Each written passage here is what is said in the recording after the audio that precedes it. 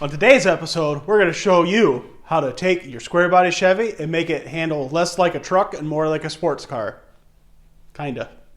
I guess I really don't know. We haven't driven it yet, but it sounds good, right? Stay tuned.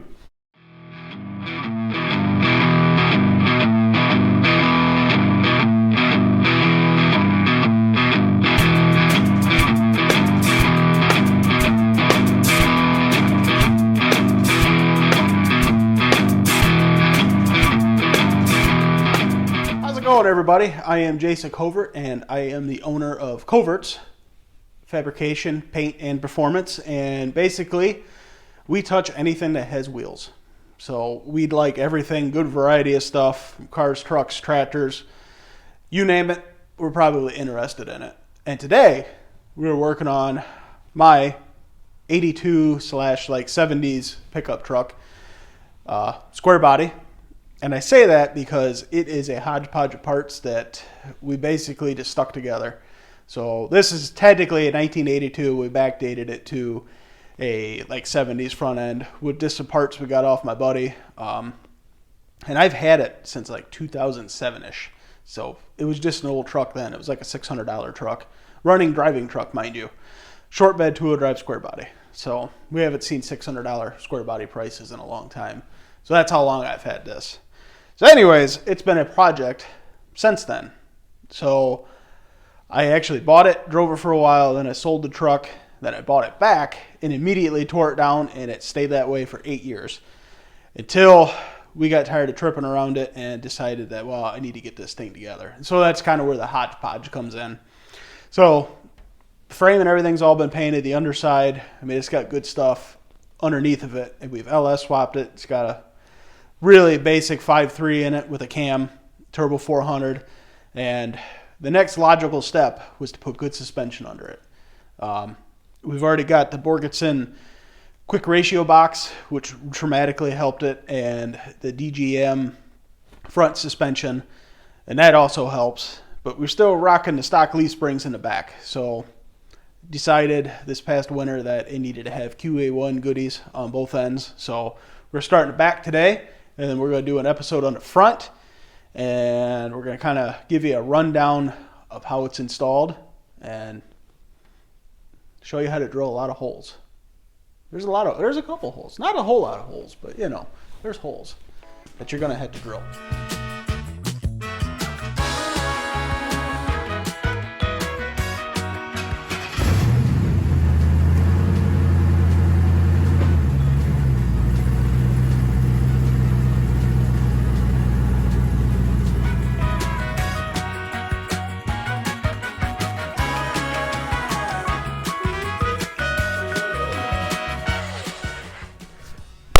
All right, bed's off. What next? Well, now we got to get rid of all this old stuff. So our QA1 kit includes coilovers and trailing arms and the torque arm. So it's a 3-link deal, and you get rid of all this stuff. So they tell me you actually don't need to pull the bed off to do it, and I believe that because they're a top-notch company. But we did anyways, just because, well, it's easier to work on it that way, easier to film it, and I think we're going to have to redo our fuel system. So our blazer tank that I put in some years ago, I believe is going to be in the way for the trailing arms because it's really tight. I'm sorry, not the trailing arms, the panhard bar and the track arm in the back that keeps the rear end centered in there. So I believe we don't have enough clearance between the rear axle and the actual tank. So he's got to go, and well, taking the bed off just makes it easier to get there. So I'm going to quit yapping. We're going to start tearing this thing apart.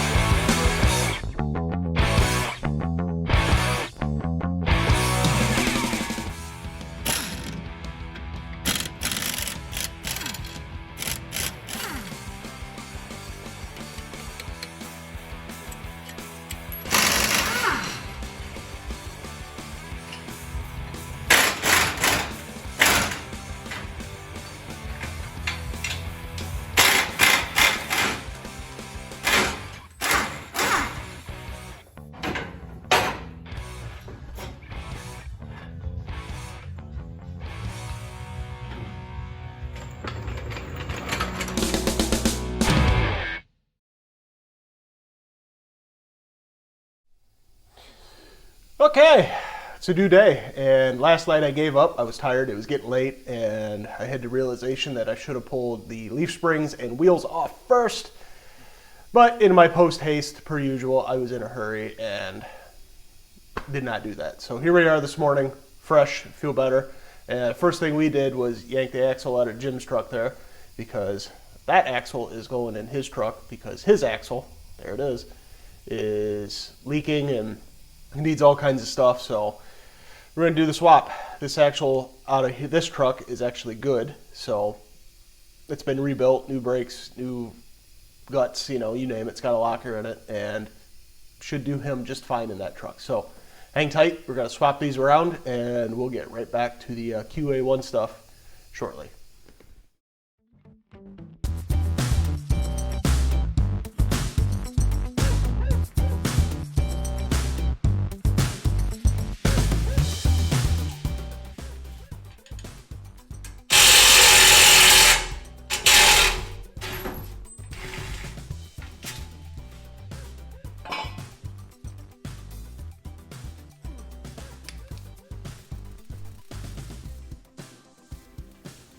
So if you noticed, our front hangers for the leaf springs are actually bolted on. That's because we've had them off before. Yours are going to be riveted on, just like your rear hangers there, and those have to come off to mount that plate on the side. And anything in the inside of the frame, like wiring and brake lines or fuel lines, you're going to want to get that out of the way because it's going to be in your way, guaranteed. Okay, now we got the easy, the front shackles off. Now we need to address the rear ones here, and they're still riveted on. And if you've ever cut any of those rivets out, you know that they're not a whole lot of fun. So there's a couple different ways you could do it. Like there is one way where you split it, you X the head of it, and then take an air hammer and knock it off. The other way is basically just to grind it until it's gone.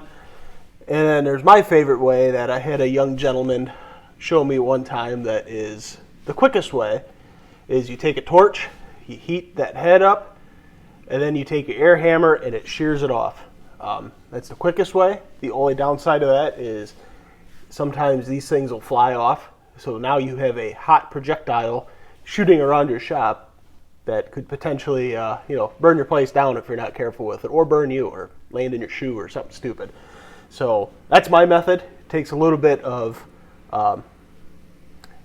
finesse, I guess, so you don't shoot them things around the shop. And I'll do this side, show you a couple of them because you don't want to watch me do all of them, because there is 6 per rear hanger here, both sides, and then we'll have to go up and do the parking brake cable mount. Those had to come off, so this whole frame's got to be nice and smooth for our outer section to kind of fit on there nice and neat. So let's get to it.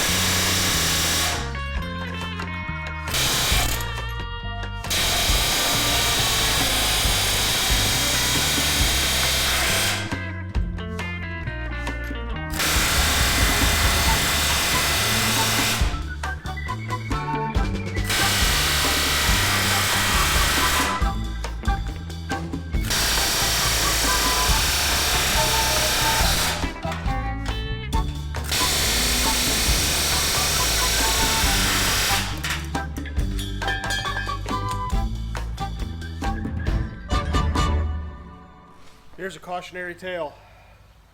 If you're gonna do this, don't burn your shop down. I don't want to be blamed for it. Use your head. Be safe. Use all the protective gear, and have fun.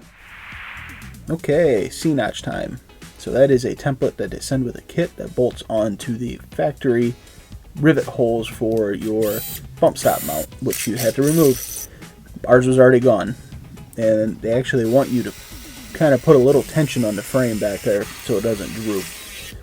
Get yourself a cutoff wheel or a sawzall and all the appropriate PPE. Like I should have been wearing gloves, and probably should have a guard on that because that could have got real bad real quick. Yeah, look at that. Okay, back at it. New wheel. So once that's cut off, that gives your axle ample room to move up and down after you lower it. You're going to drill out your factory hanger holes. Now it's time to hang that plate. So you hang the plate with the factory holes to get it aligned. And then you get a clamp it on, and then you have to drill all these holes. Because that's really important, because that is your pickup point for all your suspension mounts. So that's where your track arm goes right there in the front, and your coilovers mount to that. And this also kind of boxes your C-notch in. So we got a tip for all them holes here. Check it out. We got to drill all these holes for our bolts to go through, and I thought I would share with you this neat little tool. This is a center punch for centering of previously drilled holes. So this pretty much takes the guesswork out of where that hole center is. So basically, you stick it in. We'll make sure you're pretty square to the panel. You give it a whack. What that will do is that will center right in the center of that existing hole, so you know where to drill. Takes the guesswork out. They're cheap too. That's the best part. You get this whole set for, I believe, under $100, and it'll be good enough for anything that I'll ever need. Throw it in your toolbox. Okay, so we got our perches drilled. These are a little different than the standard perch that would be in a like a 10 bolt or a 12 bolt. Our Quick Performance 4 9-inch, the perches were completely boxed, like down to sides and everything. So we had to drill holes for the bolts to go down through, and we also had to weld holes up on the top of that perch, which I don't think you should have to do that on a 10 bolt deal. And basically what they tell you to do is eyeball this plate on top of that perch, center punch your holes there. We used our little center punch tool again, and we drilled the holes out using like a Blair bit, or actually I don't remember what they're even really called, the real name for them. I'll look it up, throw it in here somewhere. Anyways, so we got them holes drilled, threw a little bit of paint on them real quick, and basically these go on top of your perches, and then you run these great big bolts down through and to these guys. So this is your, I guess, main mount. It's where your trailing arms connect to, and your other arm thingy. What's that called? Panhard bar. That's it. And track bars. And also your rear shocks. So this guy is pretty important. He basically holds the rear end in the car. So we're gonna go ahead and get all that bolted on and show you how we do it.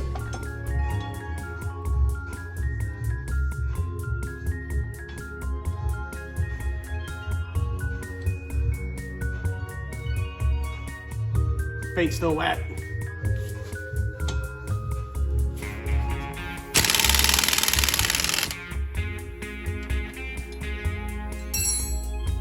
Got to make sure that these and these are even.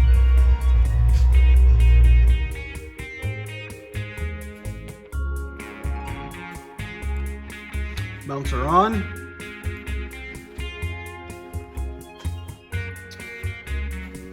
Trailing arms are assembled.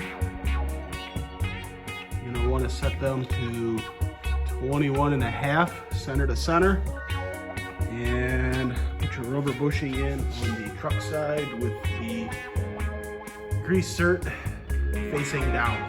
Now you're going to slide it under.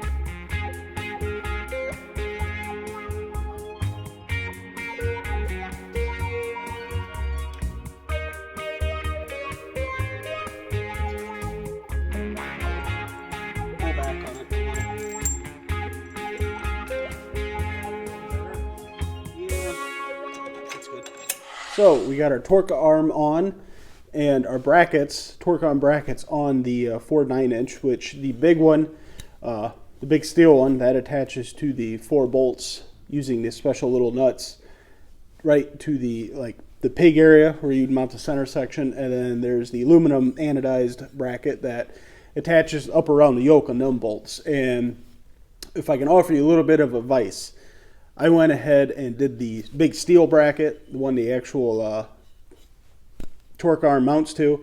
I went ahead and I bolted that down tight. I torqued it and everything with their Loctite, and it turns out you can't get the red piece in there with that down tight. So leave kind of everything loose, and once you get everybody assembled, go ahead and tighten up your bolts. They really don't tell you that in the instructions. That's kind of where, I don't know, it's kind of a gray area. Maybe I overlooked it. I'm not sure. But either way, that's the way I had to end up doing it. And that aluminum anodized part that attaches around the yoke, that's just aluminum. So when you run those 3 bolts in, the vertical bolts from the steel part of it, make sure you don't over tighten them, because you probably will strip that out. I really don't know if there is a torque spec on that. Everything else there is. So I kind of did them by feel. They were tight. So we'll check them. I did put Loctite and all that stuff just to make sure it does not come loose. Blue Loctite. So, and they even recommend that in the instructions. So either way, now we're going to move on to the cross member, which the front of the torque arm attaches to, and you get these neat little things that they're the brackets, and you hold them in the frame rail and clamp them, and then you drill up through these 2 holes to locate it. So we're going to go ahead and do that now, and we're going to be well on our way to having this sucker buttoned up.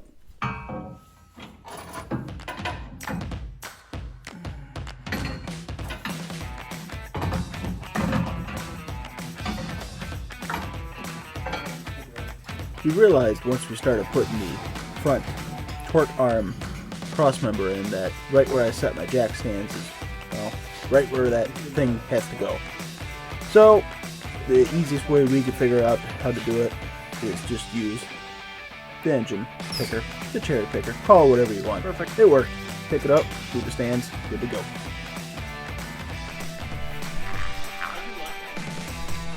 Phone's got some good features. If you, my head's on something, if you're a lazy Gen Z kid of the worthless generation like myself, and you don't like using your muscles to push on a drill upside down, this is the ultimate solution. You find your floor jack, you put it right there on the butt of the drill. You make sure that you get it centered first. You put light pressure on it to center it in your punch. Always use a punch when drilling holes.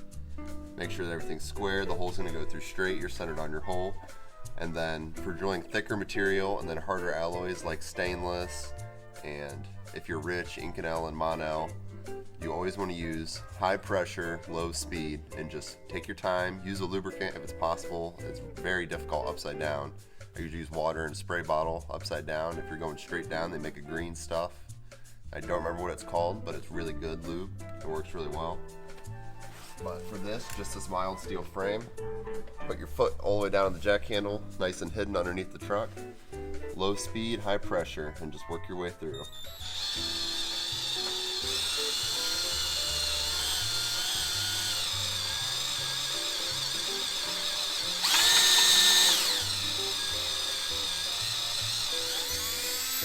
Right through it. No sweat, no sore chest. Just gotta have long arms. Minimal swearing. Minimal swearing. Minimal swearing. And there you go. There's your really lazy tech tip for today. It works. Just don't let that drill get caught and come around and whack you in the face. You don't want Just, ask me how I know about that one. It's not fun. Lots of spacers. Lots of spacers. Very nice. They spacers. have these little neat things that go in. Let me see. Where's the other one? There's your other style that slips into the Heim. And that slips into the Heim. So, all right. We'll do more talking later. Flared side away. Flared side away. Gotcha. Yep. You want to shoot for the lowest? That's fine. And then we'll adjust whatever we need to. So you go. This goes in. Yep. This goes on it. Like so. this goes in like so. Then another thingy. There we go. I don't know how wide the lens is, so I don't know if my face is in it. I'm just gonna make funny faces. Oh, you're good. So, bolt goes in, washer for everything. Your spacer rides on the bolt. Then you take your heim, slipper, bracket on the other side, flared side away from the heim. And then this arm bends away from the pumpkin, all the way up so the logo faces out. And that whole thing, if I can hold the camera right. Give it a wiggle. Where's the hole? Oh, ta-da, there you go. There's your thingy. A lot going on in that bracket. Why is it not getting any longer?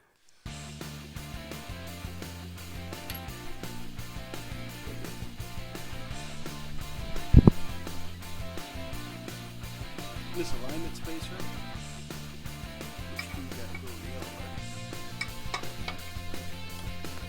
Drop it.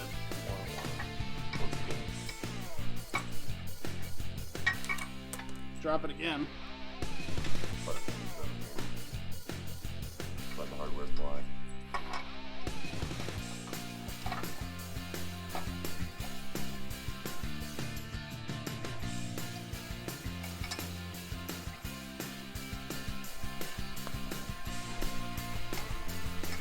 Worse than mine. You have to splice them together. We'll splice them together. We could do that. Both of them. That stops your, correct?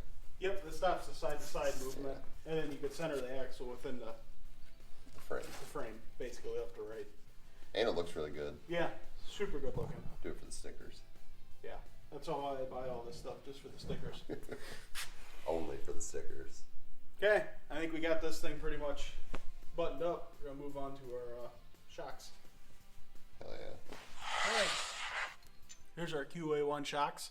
We stepped it up for the double adjustable, and this is how you put it together. You got your lock ring, he turns on there, and you have your spring seat, he goes on, all nice threads, and then here's your stainless steel ring, which goes on there, and then your spring sits on top of this, and this guy captures the top, he goes under. I gotta pull this out, I gotta adjust this down. There we go. And I promise it goes under. You'll just have to trust me.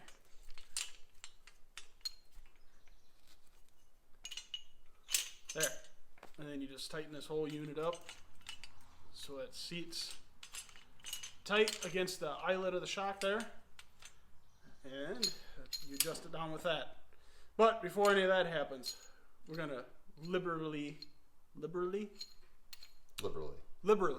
coat it with some anti-seize per the instructions, because everything is aluminum and it will gall instantly.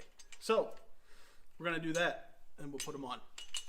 So, installing your coilovers on your QA1 kit. First step, this is mounted to your C-notch and your brace. This is already mounted in unison with your traction bars and your panhard bar. You take these mounts here, and this, all of these holes, that's your ride height adjustment. Your spring is set the way you manufacture it yourself. Come back here on these here instructions. Good thing I can kind of read, even though I was already on the right page. So you follow their spec. Your ride height adjustment is not in the coilover like a lot are. A lot of them on, I know a lot on Jeeps, all the Jeep guys, all the ride height adjustment is taken in their coilover. Not here. This is your ride height. So we set ours right in the middle because we have no idea exactly how it's going to sit down, and you've got them big old wheels. So we set ours right in the middle. It's very simple. It's got nylocks like everything else. You put them one hole apart all the way on the bottom. So your very bottom adjustment would be this hole and this hole all the way down, which is what it shows in your picture. So you install those. Your your adjustment knobs are all the way on the bottom for your compression and rebound. These spacers, tiny little guys, go on the outsides of this heim inside here. So take our bolt, washer, take this whole dude, this whole guy, put him through, install spacer, bring the chock up nice and gently, get it started, spacer, oh no, do the jiggle, there we go. Use your smallest finger. You better not have sausage fingers for this. Oh gosh. Oh no. Oh no. No one saw that, but it works. And then push the whole dude through. Whoosher. And the nylock that I lost. So we're going to put this one on.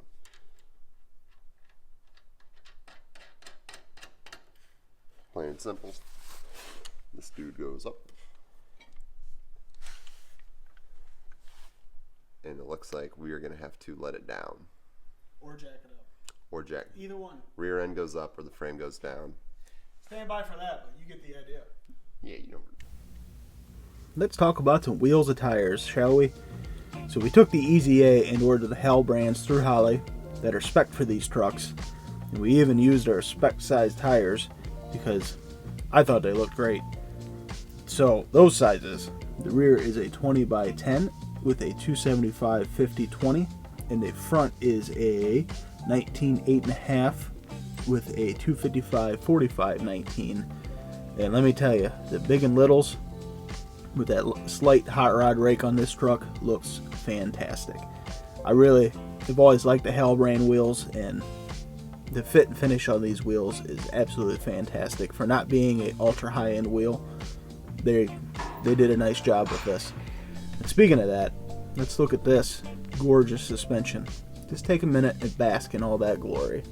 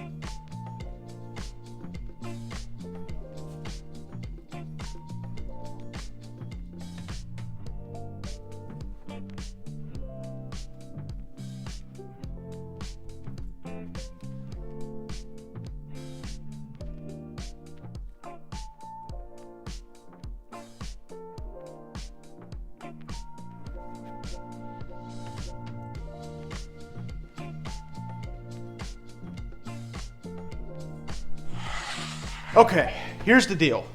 Front suspension's tore apart. We started working on it, filming it, and decided that, well, now you guys get the whole thing. Why? Because it is so straightforward, the front suspension, that if we just did a separate video on it, it would be about 30 seconds long.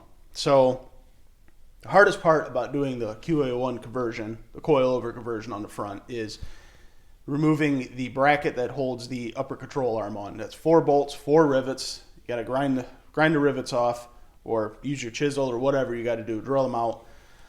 Once those are out, they give you new brackets that mount your coilover and everything, and you got to grind a hole, and then you need to cut your original spring pocket out.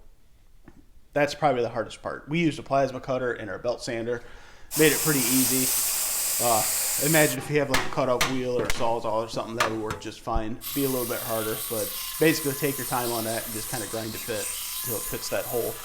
And everything else bolts kind of in factory locations. So pretty straightforward, pretty easy install. And if you've ever had, the pleasure of working on the front suspension on these trucks, you know they're not that difficult. They're pretty straightforward. So we're going to keep going on it here and hopefully have it back down on its wheels yet this morning.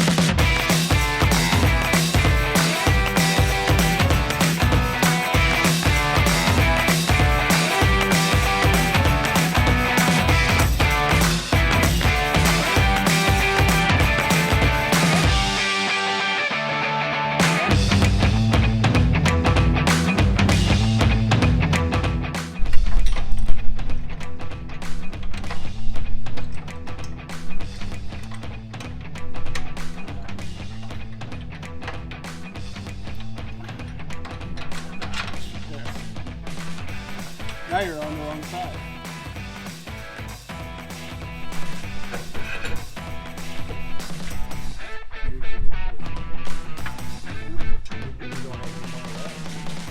Well, it's one on each side, I'm guessing. We already had one at the same size.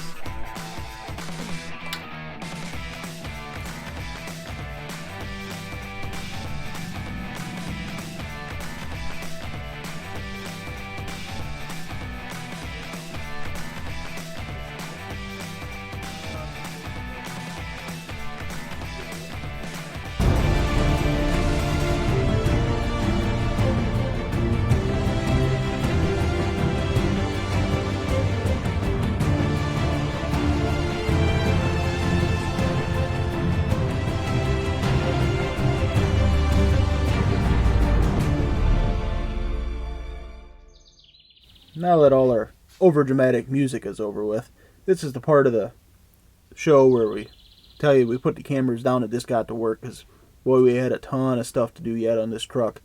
Get the brakes done, get the fuel system done, all of which just takes time. It's hard to do that and film it and keep it interesting, and you know, some of the stuff you just don't want to see. So let's go to the back here, take a peek in the back. And we did have to order a longer drive shaft. Ours was too short. And we also were able to put tailpipes on this truck. We had to run them underneath the axle, because there's no room above the axle. I don't know if you could actually even do above the axle tailpipes, but below worked for us. And we ended up using a 16-gallon Jazz fuel cell with a RCI fuel pump hanger, and that actually worked really well for us. So all in all, I really do believe that this is a good kit. It bolts on really well. Instructions are pretty good. There's a few gray areas, but if you have any mechanical knowledge and you want to tackle something like this, I think you could actually really get through it pretty quick. And I know people are probably wondering, how does this thing drive? What's it do? Did it make a difference? Well, stick around. We're going to answer that question right now. Okay, $1 million question. How does it drive? Everybody wants to know. Not like an old truck, let's put it that way. It's definitely much better. Turn the steering wheel and it goes where you point it right now. So that's what we wanted. It's very, very stable. Don't dart around, nothing. Ride's a little rough right now. I got the shocks turned up to be a little bit stiff. I'm going to have to kind of detune them a little bit, soften them up a little bit. But yeah, no complaints, man. The kid's super nice. Went on really good. The thing drives great. Other than that, why would you want to do one of these kits? That's the other probably $1 million question. That's the $2 million question. They're not really that cheap. They're not super expensive, but they take a little bit of work to do them, especially the rear. Well, in my opinion, it's adjustability. So, with the coilovers, you can adjust the right height to all four corners and get her dial. oil springs and leaf springs, you can't really do that. You're kind of stuck. So that's a big one for me. I like ride heights, and I'm pretty happy with the way this one's set. Second part of it is all the rear suspension, everything is adjustable there. So ideally you want all your bars level with the ride height, and I'm sure you can probably change stuff around from there, like if you're trying to drag race it, you know, make it work better. Pinion angle, you can adjust that pretty easy. We're 3 degrees negative, and it no driveline vibration. That's good. With the front, that's where the big stuff comes into play, you know. When they design these trucks, they designed them at a certain ride height for tire wear. They didn't care about performance at all. When you start lowering these trucks, even any car for that matter, you start messing with all that geometry and you get things out of spec. Sometimes when you turn the steering wheel, they won't come to center, you know, that's a caster problem. And you get all, you know, all the weird camber stuff going on sometimes. QA1, they have built that into their arms. So they give you an added caster for stability. That's better for, you know, straight line stuff, be more stable at speed. And camber too. They, you know, increase that or decrease it, whatever the hell you want to say. But they make it better, and you can tell because it does what it's supposed to do. So far, so good. We're gonna keep putting miles on it. We want to hit maybe an autocross or see if we can't get these guys to let us do an open track day like Mid-Ohio or something and see how this truck really handles, because we put Michelin Pilot Sport tires on it and they're sticky and they hold, man. You can just stab this thing from the rip and it just goes. So that's good. That's what we wanted. Oh, something else to add. Everything in the front end is low friction. So low friction ball joints, low friction bushings and everything. So what that means is this thing will actually do what it's supposed to do in suspension. Like it won't bind up, it won't do any of that weird stuff. It moves, and you can tell when you drive it. It does a nice job. Very, very low friction. So that's all I got for today, guys. We're going to keep driving it. And I'm sorry if the camera's shaky. It's them shocks. We got them turned up. We're going to have to turn them down, make it ride a little bit soft.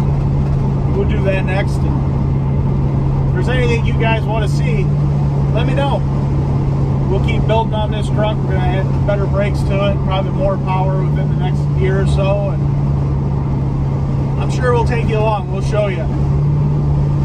So, like every YouTuber says, like, share, subscribe. And if you're not ready to commit to a subscription, just give us a thumbs up. It makes me feel good inside.